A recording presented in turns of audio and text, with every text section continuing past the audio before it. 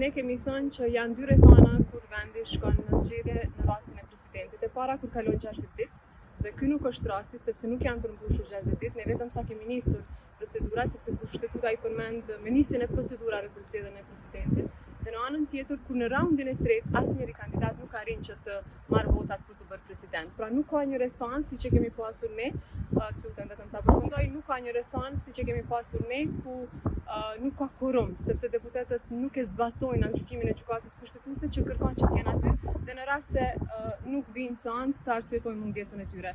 Fjalët që unë i kam thënë në foltorën e kuvendit, gjithsesi gjatë kryesimit të kësaj seance, nuk janë fjalë të cilat i kam shkruar unë. Janë gjykimi i gjykatës kushtetuese të cilën e kam lexuar në seancën për zgjedhjen e presidentit. Deputetët e kuvendit të Republikës Kosovës mendoj që duhet t'i praktisin këto forma të tyre që pamundsojnë konstituimin e institucioneve. Ju e dini që situatën ngjashme kemi pasur edhe vitin e kaluar me rastin e mos konstituimit të kuvendit, pastaj votimit të qeverisë, por tash e nisëm mirë mbar, por ja që doli dekreti për shpërndarje të kuvendit dhe ne jemi në një situatë të tillë.